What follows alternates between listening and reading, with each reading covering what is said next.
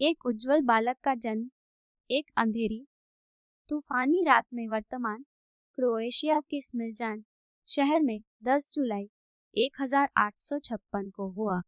पारिवारिक किंवदंती के अनुसार दाई ने कहा कि वह बालक अंधकार का पुत्र होगा। इस पर उसकी मां ने उत्तर दिया, नहीं, वह प्रकाश का पुत्र होगा।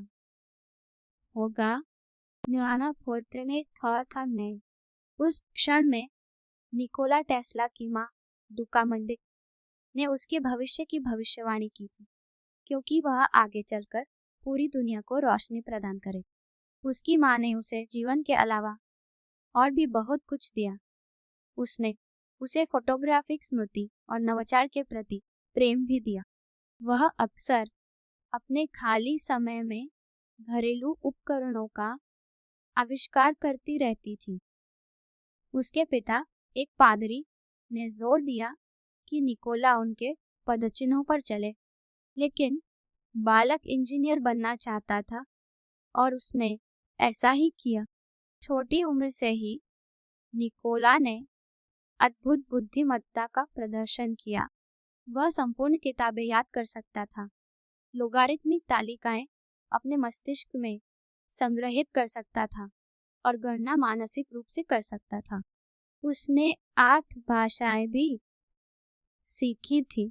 टेस्ला को अपने मस्तिष्क में दृष्टांत देखने की क्षमता थी और अंततः इन दृष्टांतों के माध्यम से वह अपने आविष्कारों को इतनी विस्तृत रूप में देख सकता था कि उसे उन्हें कागज पर भी नहीं उतारना पड़ता। 19 वर्ष की आयु में वह ऑस्ट्रिया के ग्राज में पॉलिटेक्निक संस्थान विद्युत अभियंत्रण का अध्ययन करने गया। वह शीघ्र ही एक स्टार छात्र बन गया। यहाँ वह विद्युत के रहस्यमय घटना से मोहित हो गया और अधिक जानने के लिए उत्सुक था। दुर्भाग्यवश वह जुए की लत में फंस गया और स्कूल छोड़ दिया, लेकिन उसने ज्ञान के प्रति अपनी लालसा को कभी नहीं छोड़ा। टेस्ला बुडापेस्ट में एक टेलीफोन एक्सचेंज में बिजली मिस्त्री के रूप में काम करने के लिए चला गया। एक दिन पार्क में घूमते समय उसे एक दृष्टांत आया। उसने एक छड़ी से मिट्टी पर एक आरेख खींचा। यह वैकल्पिक धारा का उपयोग करके बिजली उत्पन्न करने वाले मोटर का था। 1882 में टेस्ला पेरिस गया और कॉन्टिनेंटल एडिसन कंपनी में काम किया। प्रारंभ में उसने केवल इंडोर लाइटिंग स्थापित की, लेकिन उसके प्रबंधकों ने उसकी प्रतिभा को पहचाना और उसे अधिक जटिल परियोजनाएं दी। जल्द ही वह डायनमो और मोटर डिजाइन कर रहा था और यूरोप भर में अन्य शाखाओं में समस्याओं को ठीक करने के लिए यात्रा कर रहा था। 1884 में उसे न्यूयॉर्क में एडिसन मशीन वर्क्स में नौकरी की पेशकश की गई, जहां उसने थॉमस एडिसन के साथ काम किया। टेस्ला ने एडिसन के तहत विद्युत आविष्कारों पर काम किया, जिसमें एक आर्क लाइटिंग सिस्टम भी शामिल था, जिसे कभी लागू नहीं किया गया। एडिसन ने उससे कहा, मेरे पास कई मेहनती सहायक रहे हैं, लेकिन तुमने बाजी मार ली। टेस्ला और एडिसन अक्सर असहमत रहते थे कि बिजली को कैसे नियंत्रित और वितरित किया जाना चाहिए। एडिसन डायरेक्ट करंट का पक्षधर था, जबकि टेस्ला वैकल्पिक धारा आची पर दृढ़ता से विश्वास करता था। वे अंततः प्रतिद्वंदी बन गए और टेस्ला ने एडिसन की कंपनी छोड़ दी। 1885 में टेस्ला ने अपनी company Tesla electric light and manufacturing की स्थापना, लेकिन उसके व्यापारिक साझेदारों ने उसकी विचारों में निवेश जारी नहीं रखने का निर्णय लिया। उन्होंने कंपनी की बौद्धिक संपदा को ले लिया और उसे बंद कर दिया, जिससे वह कंगाल हो गया। अपनी कंपनी खोने के बाद उसे जीवित रहने के लिए दिन में 2 की मजदूरी पर खाइयां खोदनी पड़ी। उसे लगा कि विज्ञान और प्रौद्योगिकी के बारे में उसका ज्ञान बर्बाद हो गया है, लेकिन उसका मस्तिष्क नवाचार करता रहा। एक अद्भुत प्रेरणा में टेस्ला ने 1887 में अपना इंडक्शन मोटर का आविष्कार किया, जो वैकल्पिक धारा पर चलता था। यह मोटर बिजली को यांत्रिक ऊर्जा में परिवर्तित करने का सबसे प्रभावी तरीका था। जॉर्ज वेस्टिंगहाउस, जो विद्युत व्यवसाय में थे, ने उसके आविष्कार में रुचि ली और महसूस किया कि यह एडिसन के खिलाफ प्रतिस्पर्धा करने के लिए उसे जो चाहिए था वही है। टेस्ला को आखिरकार कुछ धन मिला जब उसने वेस्टिंगहाउस को अपने पेटेंट का लाइसेंस ने दिया और स्टॉक रॉयल्टी की एक स्थिर धारा प्राप्त की। वेस्टिंगहाउस ने उसे Westinghouse electric and light manufacturing company में सलाहकार के रूप में भी रखा, जिसके लिए उसे $2 प्रति माह मिलते थे। 1880 के दशक के अंत में वेस्टिंगहाउस और एडिसन के बीच प्रतिद्वंद्विता तीव्र हो गई। एडिसन ने वैकल्पिक धारा प्रणाली को बदनाम करने के कई प्रयास किए, लेकिन पूरी तरह सफल नहीं हो पाया। एडिसन का पूरा व्यवसाय डायरेक्ट करंट पर आधारित था, जबकि टेस्ला की वैकल्पिक धारा ने बड़े विद्युत परियोजनाओं के लिए अधिक संभावनाएं दिखाई। वेस्टिंगहाउस और टेस्ला ने तब युद्ध जीत लिया जब उन्होंने 1893 में शिकागो में वर्ल्ड्स कोलंबियन एक्सपोजिशन को रोशन करने का अनुबंध प्राप्त किया। टेस्ला ने मेले को इतनी अधिक लाइट बल्बों से रोशन किया जितने पूरे शिकागो शहर में भी नहीं थे। 27 मिलियन लोग जिन्होंने यह देखा को बिना किसी संदेह के यह समझ में आ गया कि भविष्य में वैकल्पिक धारा ही शक्ति का स्रोत होगी। इसके बाद दोनों ने नियाग्रा फॉल्स पर विश्व का पहला वैकल्पिक धारा पावर प्लांट बनाया। उनका जल विद्युत ऊर्जा एक बड़ी सफलता थी और इससे बफेलो, न्यूयॉर्क में रोशनी आई। वेस्टिंगहाउस अंततः धन की कमी से जूझ रहा था और 10 मिलियन के ऋण में चला गया। अपनी कंपनी को बचाने के लिए निराश होकर उसने टेस्ला से पूछा कि क्या उसकी रॉयल्टी को कम किया जा सकता है। दया के एक कार्य में टेस्ला ने अपना अनुबंध फाड़ दिया। वह अपने मित्र का आभारी था जिसने उस पर विश्वास किया जब कोई और नहीं करता था। टेस्ला ने स्वेच्छा से $2 मिलियन की रॉयल्टी से हाथ धो लिया। आज यह $15 मिलियन से अधिक मूल्य का होता। वह शायद दुनिया का पहला अरबपति और सबसे धनी व्यक्ति बन सकता था। अपनी ऐसी पेटेंट के लिए हमेशा के लिए उपयोग करने के बदले टेस्ला को सब छान मिले, जिसे उसने न्यूयॉर्क में प्रयोगशालाएं स्थापित करने के लिए उपयोग किया। इस प्रकार कई आविष्कारों की एक अवधि शुरू हुई। अपने जीवन काल में टेस्ला के पास 300 से अधिक पेटेंट थे।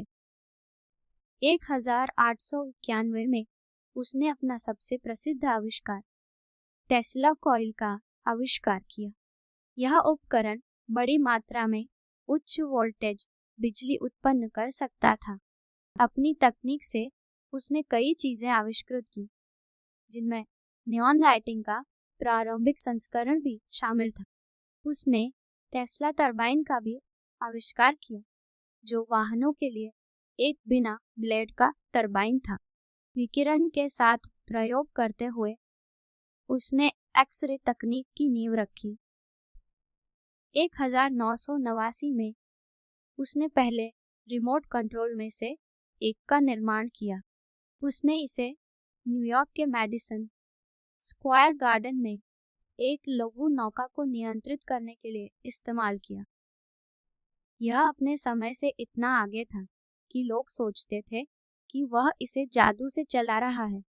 उसने यहाँ तक कि वायरलेस लाइटिंग के साथ भी प्रयोग किया और प्रदर्शित किया, लेकिन उससे अपने विचार के लिए कभी समर्थन नहीं मिला। टेस्ला कॉइल ने उसे रेडियो सिग्नल भेजने और प्राप्त करने में मदद की। उसने माना कि वायरलेस तकनीक एक दिन दुनिया को शक्ति प्रदान कर सकती है। वह जो दूरदर्शी था, उसने इस परियोजना के लिए अपना समय और अनुसंधान समर्पित किया। उसने रेडियो के लिए तकनीक का आविष्कार किया, जिसे वह वायरलेस टेलीग्राफी कहता था। टेस्ला आखिरकार अपना पहला रेडियो सिग्नल प्रसारित करने के लिए तैयार हो रहा था जब आपदा आ गई। 1895 में न्यूयॉर्क में उसकी प्रयोगशाला में आग लग गई और उसके वर्षों के अनुसंधान और उपकरण जलकर राख हो गए।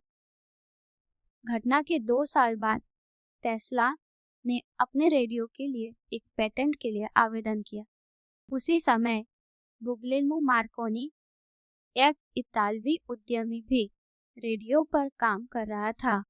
1901 में मार्कोनी ने दुनिया का पहला ट्रांस अटलांटिक रेडियो संदेश भेजा, लेकिन उसने ऐसा करने के लिए टेस्ला के 17 पेटेंटों का उपयोग किया था।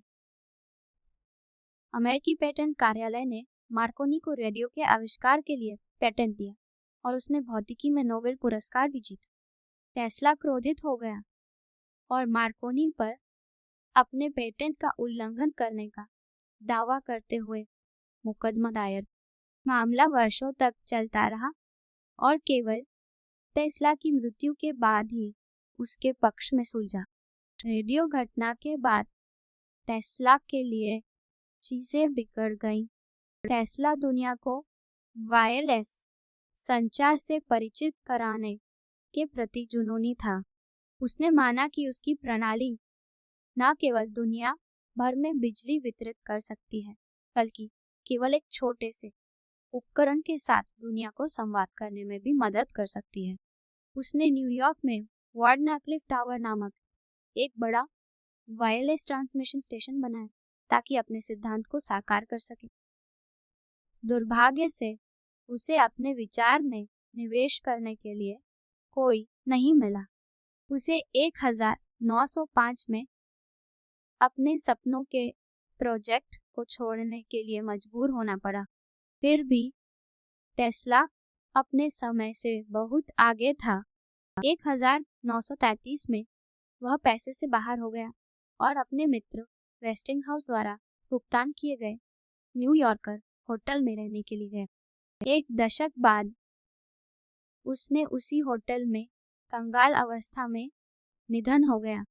अपने अंत तक टेस्ला ने अपने मस्तिष्क में नवाचार को नहीं छोड़ा। उसने कहा कि उसने एक मोटर का आविष्कार किया है जो ब्रह्मांडीय किरणों से संचालित होता है, जो 500 साल तक चल सकता है। उसने विचारों की तस्वीर खींचने को दिखता आपको रहे दोगुनी तस्वीर थर्मोकोल में बाकी, और उसने एक शांति किरण का आविष्कार करने का भी उल्लेख किया जो 200 मील पर 10,000 हवाई जहाजों को गिरा सकती है। हालांकि उसे पागल वैज्ञानिक समझा जाता था, उसने वादा किया कि वह समय आने पर दुनिया को अपने आविष्कार दिखाएगा, लेकिन वह कभी नहीं कर सकता। निकोला टेस्ला समय के सबसे महान आविष्कारकों में से एक था, लेकिन वह अपने कई उद्यमों में असफल रहा क्योंकि वह पूंजीवादी नहीं था। उसने उन निर्णयों को नहीं लिया जो एक सामान्य व्यापारिक मस्तिष्क वाला व्यक्ति लेता। वह संपत्ति के बारे में चिंतित नहीं था, बल्कि वह हमेशा मानवता के लिए विज्ञान की खोज में था। शायद यही कारण भी है कि वह अन्य महान वैज्ञानिकों की तरह स्मरणीय नहीं है। टेस्ला ने दुनिया को बदलना चाहा, और चाहे वह इसे जानता था या नहीं, उसने ऐसा किया। उसकी कहानी उतार चढ़ाव से भरी हमें सोचने पर मजबूर करती है। अगर उसे सही संसाधन और थोड़ा विश्वास दिया जाता तो आज दुनिया कहाँ होती। Tác đã nổi, tao hòa thật dữ bạn. Just people.